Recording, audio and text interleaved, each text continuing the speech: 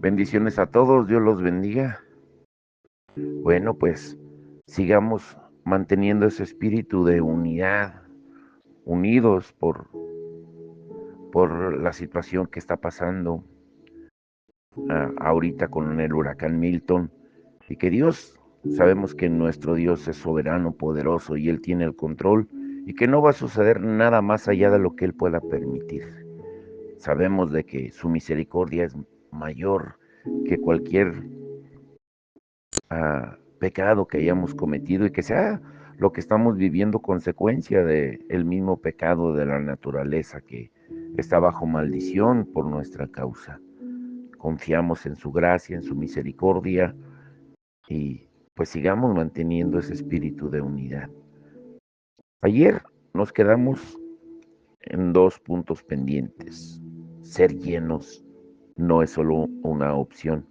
Para concluir el tema de el Espíritu Santo como el vino.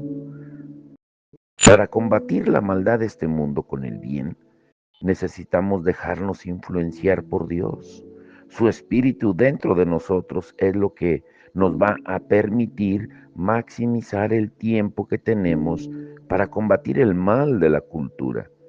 Y el Espíritu Santo nos proporciona lo que necesitamos, incluso de maneras que no sabemos que lo necesitábamos.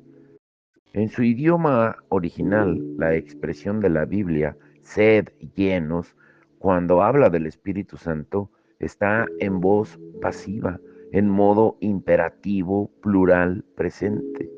Eso significa que es un mandato, no es una sugerencia. Dios no te está pidiendo que consideres ser lleno, tampoco está recomendando que seas lleno. Pablo, bajo la guía del Espíritu, al escribir este pasaje de Efesios, está mandando que seas lleno. Si quieres tener acceso a la voluntad de Dios para que puedas maximizar tu vida como un agente de influencia en esta tierra, debes estar lleno, no es una opción. Ahora bien, puedes rechazar el mandato de ser lleno, pero si decides rechazarlo, permanecerás en un estado de adormecimiento mental que te hará incapaz incluso de discernir la dirección de Dios y mucho más de utilizar su poder. Por eso el apóstol Pablo insiste en que debemos ser llenos. Necesitamos entenderlo. Sin embargo, el mandato que da Pablo además está curiosamente en voz pasiva. Eso implica permitir que se haga algo, no hacerlo tú mismo. Por ejemplo, si tuviera que decir fui a la tienda, es una expresión en voz activa. Significaría que fui físicamente a la tienda. Sin embargo, si tuviera que decir me llevaste a la tienda, pues entonces sería una acción pasiva. También fui a la tienda, pero esta vez alguien me llevó ahí. No fui por mis propios medios. Ser lleno del Espíritu Santo es un mandato pasivo. En otras palabras, no te llenas a ti mismo. El Espíritu Santo te llena. Entonces, cuando Pablo nos insta a ser llenos, en realidad nos está instando a que no impidamos que el Espíritu Santo nos llene. Nos insta a permitir que el Espíritu haga lo que solo el Espíritu puede hacer en nosotros. Debemos dejar de resistirnos a la obra del Espíritu Santo, porque es al darle libertad de obrar dentro de nosotros que descubrimos el poder que Él tiene para darnos. Ahora bien, la expresión también es plural, no singular. El Espíritu Santo ha venido a llenarnos a todos como el cuerpo de Jesucristo en su conjunto. Cuando Pablo escribió a la iglesia de Éfeso, escribió a toda la iglesia. No estaba señalando a ninguna persona. Instó a todos los santos ahí a despertar al Espíritu que moraba en ellos, tal como tú esperarías que todos los carros tuvieran gasolina o electricidad, que ahora ya se usa, Dios espera que cada cristiano esté lleno del Espíritu. Los carros están hechos para funcionar con combustible. Un coche sin combustible, pues es un coche inútil. Pues asimismo, un cristiano sin la llenura del Espíritu Santo es un cristiano inútil. Es inaceptable que un creyente diga, otras personas están llenas del Espíritu, pero parece que yo no puedo estarlo, no sé cómo ser como ellos.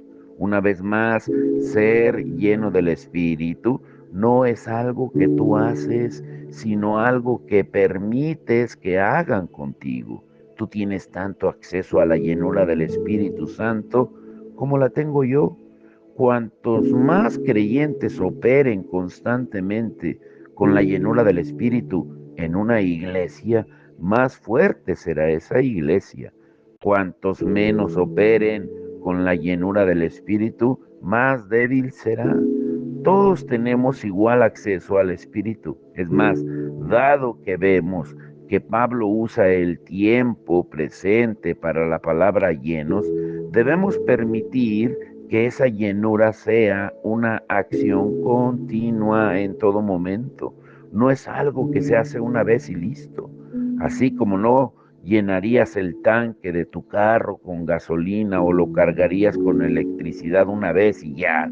No puedes vivir con la llenura del Espíritu Santo de ayer. Lo que recibiste ayer era para ayer. El Espíritu Santo debe llenarse todos los días de tu vida. Y tal vez conozcas cristianos a los que les gusta hablar sobre lo que Dios hizo por ellos ayer, o incluso hace unos meses o años, a veces incluso hace décadas. Es casi como si Dios no hubiera hecho nada por ellos últimamente. Cuando los testimonios de la obra de Dios en la vida de alguien hablan solo del pasado, hay que preguntarse si esa persona se ha vuelto a dormir en su vida espiritual. El Espíritu Santo es un participante presente en las realidades de la vida, así como un carro necesita más combustible para seguir en marcha o una persona necesita más alcohol para volver a emborracharse. La llenura del Espíritu Santo no ocurre solo una vez, es una llenura continua que permites que te suceda con regularidad. Y es probable que la mayoría de nosotros sepamos lo que es irse de un servicio religioso o de una reunión espiritual y sentirse lleno del Espíritu Santo. De alguna manera, estar junto a otros buscadores de Dios permite que el Espíritu Santo llene aún más a aquellos que están abiertos a Él. La atmósfera en estas situaciones a menudo está llena de la presencia de Dios. Sin embargo, es probable que también sepamos lo que es llegar al estacionamiento después de uno de esos servicios o reuniones y sentir que la presencia del Espíritu se está disipando. Al sentarnos en nuestro carro y escuchar los ruidos a nuestro alrededor o entablar una conversación con nuestro cónyuge o encender la radio para escuchar las noticias o incluso meternos en el tráfico, podemos sentir literalmente que se esfuma y se retira. Ya no nos sentimos tan espirituales como minutos antes dentro de las puertas del edificio. Y si bien dijimos amén y aleluya en el servicio, esas palabras ya no están en nuestros labios e incluso se filtra en nosotros un sentimiento de frustración y desencanto. Al igual que cuando un carro sale de la gasolinera, el combustible ha comenzado a quemarse. Lamentablemente, demasiadas personas confían en que recibirán esa llenura en un servicio de la iglesia o en algún otro lugar externo al que pueden conectarse. Sin embargo, si eso no sucede las 24 horas del día, los 7 días de la semana, no tendrán combustible necesario para enfrentar la vida. Esa clase de llenura que depende de quienes te rodean para servir de catalizador, no dura para siempre. Depende de ti descubrir cómo permitir que predomine en tu vida diaria una atmósfera llena del Espíritu Santo. Debes tomar la decisión y dar los pasos necesarios para fomentar esa vida llena del Espíritu. Ahora, el último punto, los pasos necesarios para ser llenos. No puedes estar lleno del Espíritu si estás lleno de ti mismo o de pecado. No puedes estar lleno del Espíritu si estás lleno del último programa de televisión o del rendimiento fluctuante de tu equipo deportivo local.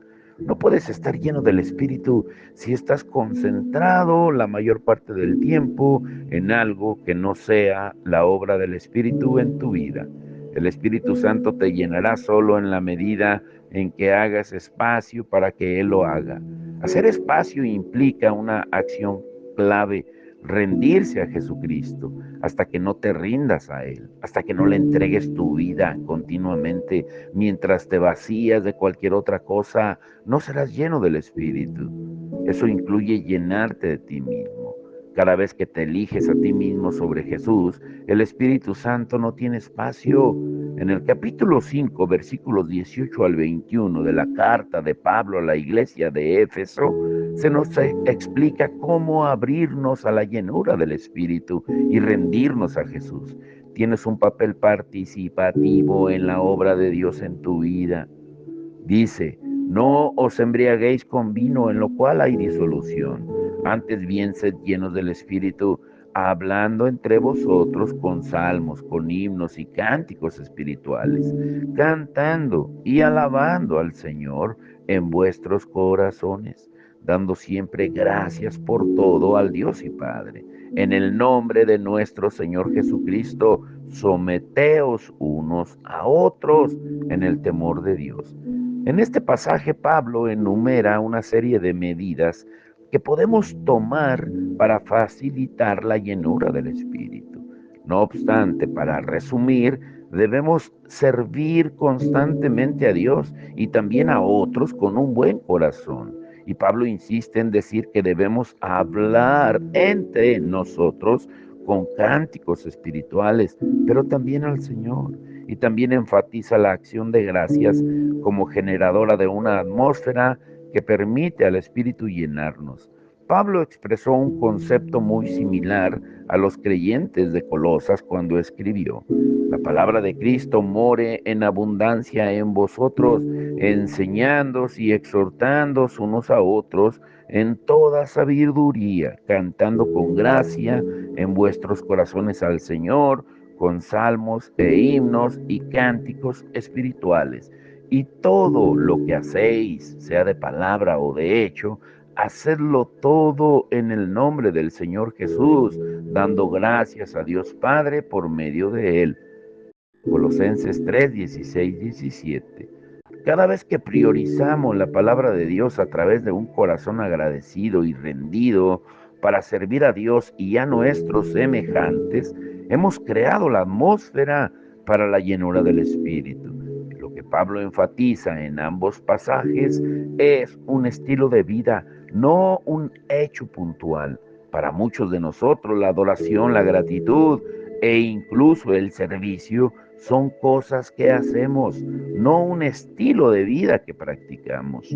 Damos gracias a Dios, por ejemplo, en Estados Unidos, en noviembre, cuando el Día de Acción de Gracias nos lo recuerda, o adoramos el domingo porque las puertas de la iglesia se han abierto, o servimos cuando la iglesia organiza una colecta de alimentos o una actividad especial para alcanzar a los perdidos, o el sábado, pero no lo hacemos en ningún otro momento ni en ningún otro lugar. Sin embargo, Pablo advierte que nada de eso servirá cuando se trata de ser llenos del Espíritu. Solo cuando practicamos una vida de servicio, cantar alabanzas a Dios y exhortarnos unos a otros, leer su palabra, rendirnos a la palabra de Cristo y hablar de Él a los demás en todo momento, estamos fomentando la atmósfera propicia para la llenura del Espíritu. Ahora, volvamos a nuestra comparación entre el vino del alcohol y el vino del Espíritu. Estoy seguro de que estás familiarizado con el término bebedor social.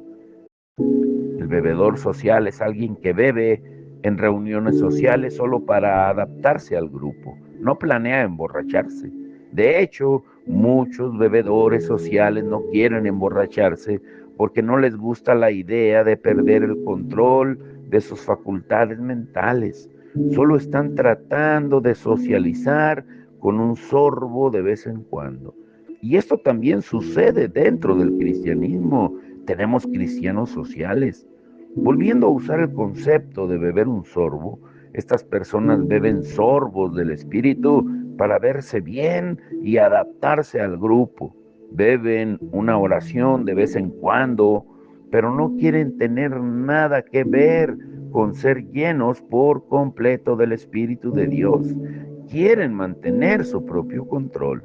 Sin embargo, beber solo sorbos del Espíritu nunca dará acceso a todo el poder del Espíritu.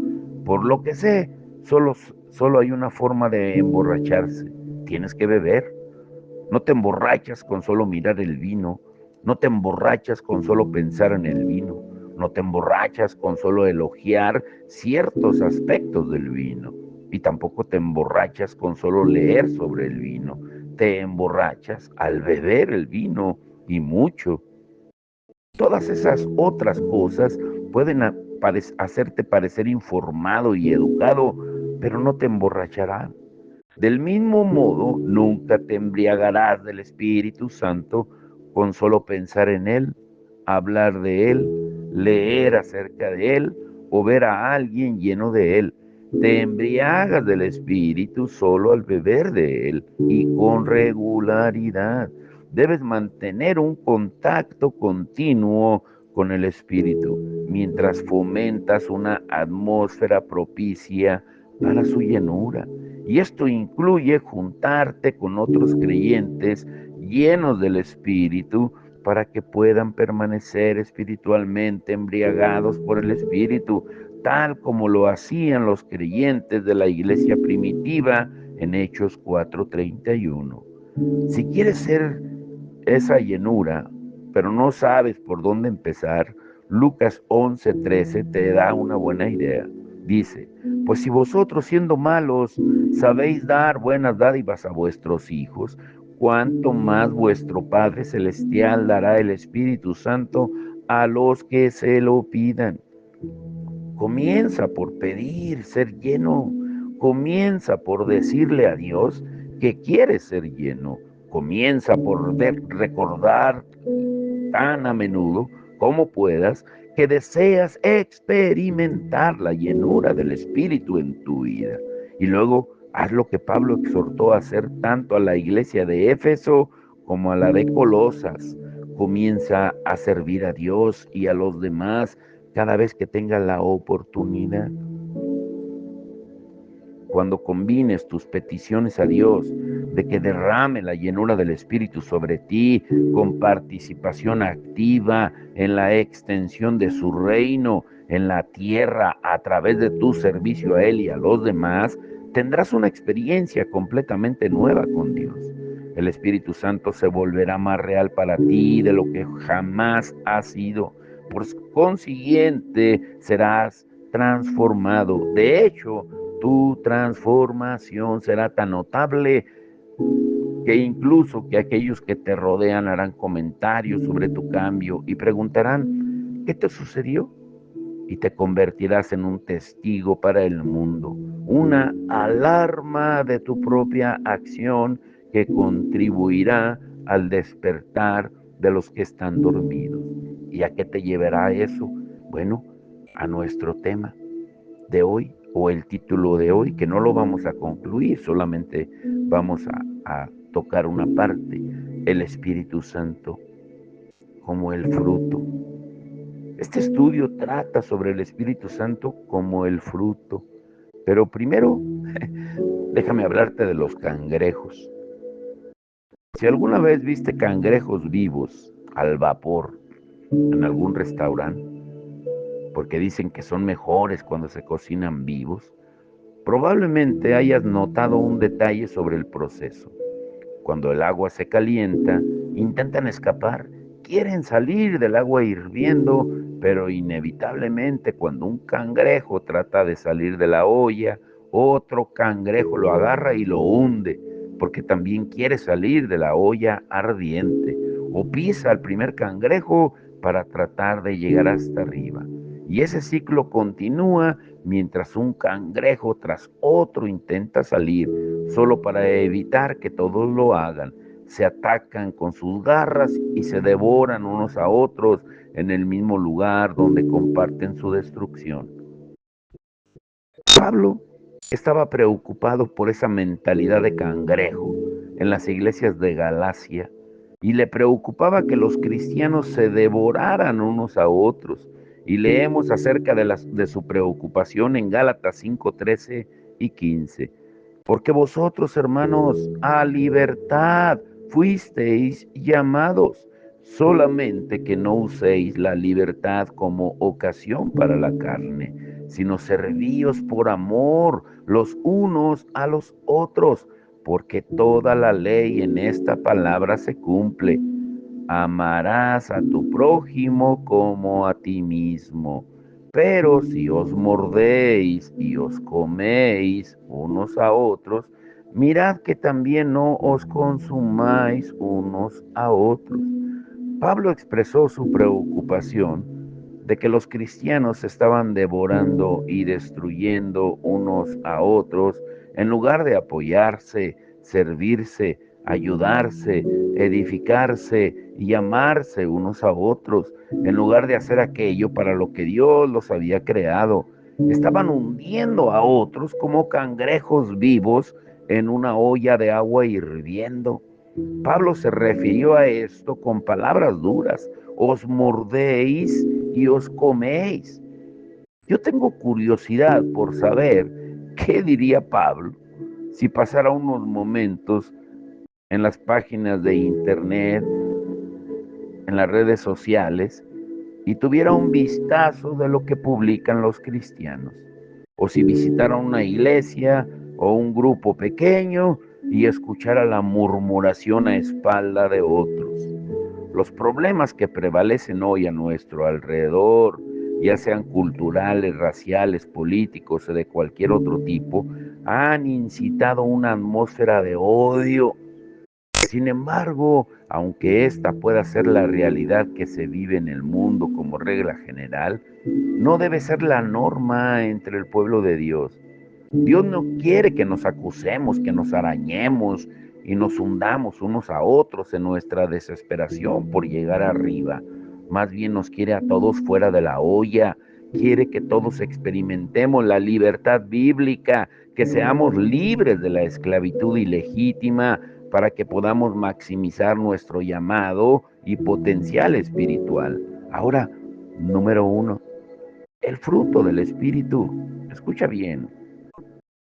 Ese nombre, el fruto que representa la persona y obra del Espíritu Santo, es clave para ayudarnos a cada uno de nosotros a explotar nuestro mayor potencial para Cristo. El fruto del Espíritu es la facultad que Él tiene de ayudar a los creyentes a dar su fruto. Pablo habla del Espíritu como un árbol que produce frutos, que permite a los creyentes maximizar su productividad espiritual y su carácter cristiano. Después de amonestar a los cristianos de Galacia, les indica cómo deberían tratarse unos a otros. Les presenta el fruto del Espíritu y aprendemos acerca de ese fruto en Gálatas 5:22 al 26. Mas el fruto del Espíritu es amor, gozo, paz, paciencia, benignidad, bondad, fe, mansedumbre, templanza. Contra tales cosas no hay ley. Pero los que son de Cristo han crucificado la carne con sus pasiones y deseos. Si vivimos por el Espíritu, andemos también por el Espíritu. No nos hagamos vanagloriosos, irritándonos unos a otros, envidiándonos unos a otros. Y Pablo enfatiza cómo debemos relacionarnos unos con otros y reflejar la persona y obra del Espíritu Santo dentro de nosotros. En lugar de ser destructivos unos con otros, Debemos ser siempre agentes sanadores, en lugar de reñir, culpar y traicionar en el cuerpo de Cristo. Debemos reflejar el fruto del Espíritu. Solo el Espíritu puede tratar y restaurar la profunda división que se ha producido sigilosamente en los círculos cristianos de hoy. El antídoto para la calamidad y el caos entre nosotros, particularmente entre los creyentes, es el Espíritu Santo. Debemos andar conforme al Espíritu, no conforme a nuestra carne.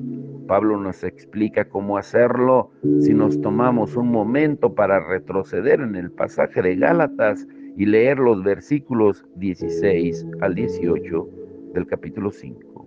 Digo pues, andad en el Espíritu y no satisfagáis los deseos de la carne, porque el deseo de la carne es contra el Espíritu y el del Espíritu es contra la carne, y estos se oponen entre sí para que no hagáis lo que quisiereis. Pero si sois guiados por el Espíritu, no estáis bajo la ley.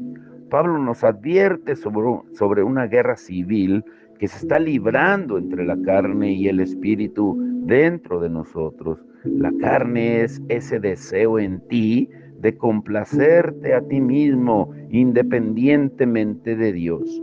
En otras palabras, quieres complacerte a ti mismo más allá de los medios que Dios ha ordenado.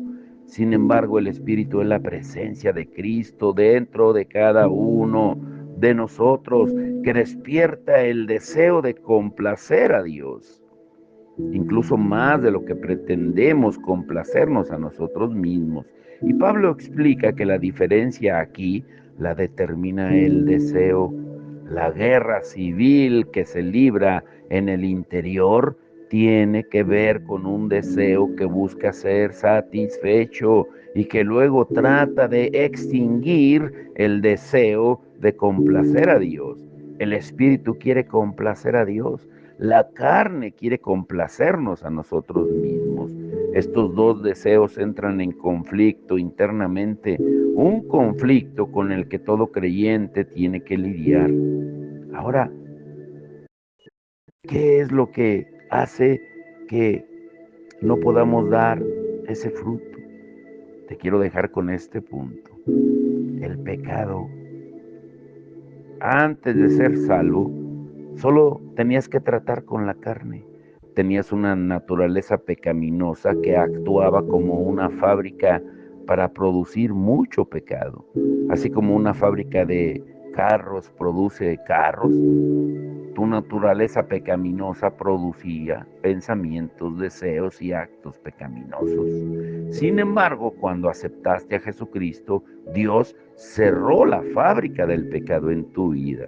La fábrica se cerró porque Dios te dio una nueva naturaleza, como dice 2 Corintios 5:17, de modo que si alguno está en Cristo, nueva criatura es. Las cosas viejas pasaron, he aquí todas son hechas nuevas. La nueva criatura es el espíritu que está dentro de ti, pero hay un tema que a menudo confunde a los creyentes. Si la fábrica del pecado se cerró y ha sido reemplazada por una nueva criatura, el Espíritu Santo entonces, ¿por qué todavía tenemos que luchar con nuestra carne? La razón es que la fábrica ya ha producido los automóviles o los carros y están en la carretera. Cuando una fábrica de carros cierra, los carros que produjo no dejan de estar en la carretera, continúan circulando. De manera similar, la naturaleza pecaminosa dentro de nosotros produjo pensamientos, puntos de vista, aspiraciones y actos pecaminosos que producen un efecto dominó de ciclos habituales que continúan en el tiempo en nuestra alma y nuestro cuerpo. Una de las razones por las que tenemos que morir antes de ir al cielo, o Dios tiene que transformarnos en el rapto cuando Él venga, es porque el cuerpo de este mundo ha sido contaminado por los vehículos que siguen circulando y que fueron producidos en la fábrica del pecado, que todos poseíamos al nacer. se ha infiltrado en nuestro ser y en el mundo. Ahora bien, no solo debemos lidiar con nuestra propia pecaminosidad, sino también contra el pecado de todos los demás. Todos hemos contribuido a una atmósfera de pecado que se reproduce en pensamientos, palabras y acciones. Cuando vayamos al cielo se nos dará un cuerpo nuevo, habitado por un alma perfectamente transformada para que podamos operar en una atmósfera de pureza.